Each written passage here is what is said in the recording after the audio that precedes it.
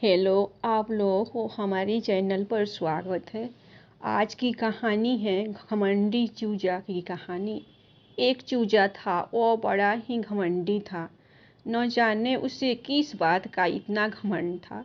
एक दिन उसके दोस्त ने कहा, देखना एक दिन तुम्हारा यह घमंड तुम्हें ले डूबेगा। चूजे ने अपने दोस्त की बात सुनकर कहा, जा, आज से तेरी मेरी दोस्ती कट्टी। बेचारा चूजा दोस्ती टूट जाने की वजह से पूरे रास्ते रोता हुआ घर पहुंचा। उसे रोते देख उसकी माँ ने पूछा, तुम क्यों रो रहे हो? तो उसने सारी बात अपनी माँ को बता दी।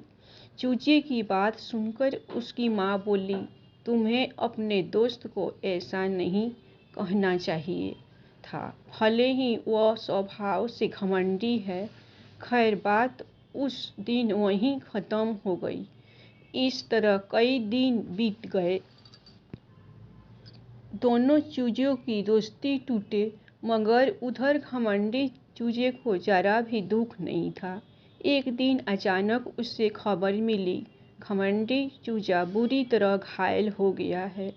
वह दौड़ा दौड़ा चूजे के घर पहुंचा तो मालूम हुआ कि रात में एक जंगली बिल्ला आया। उसकी माँ को तो खा गया, मगर वह किसी तरह खुद को उस बिल्ले के चंगुल से बचा पाया, पर खुद को बचाने के चक्कर में गड्ढे में जा गिरा।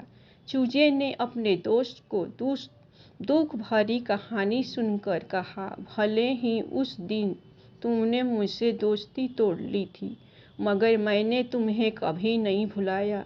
मैं आज भी तुम्हारे साथ हूँ, इसलिए तो चला आया। चूजे की बात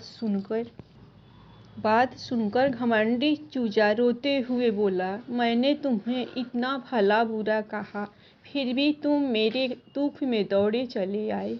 मुझे क्षमा कर दो। घमंडी चूजे की बात सुनकर उसका दोस्त चूजा बोला, बस आज मेरी इस बात को गौर से सुनना। जो बहुत घमंड करते थे, वहीं अपने घमंड के कारण गिरे। इसलिए किसी को बहुत घमंड नहीं करना चाहिए। घमंड ही हार का दरवाजा है, इसलिए किसी को घमंड नहीं करना चाहिए। धन्यवाद। हमें इस कहानी से यही सीख मिलती है कि किसी को भी घमंड नहीं करना चाहिए, क्योंकि घमंड करने से किसी की भी ताकत और हौसला ख़त्म हो जाती है। बस मैं आप लोगों से इतना ही कहूँगी। मेरे चैनल को आप लोग सब्सक्राइब ज़रूर कीजिएगा। बड़ों को चरण स्पर्श और छोटों को ढेर सारी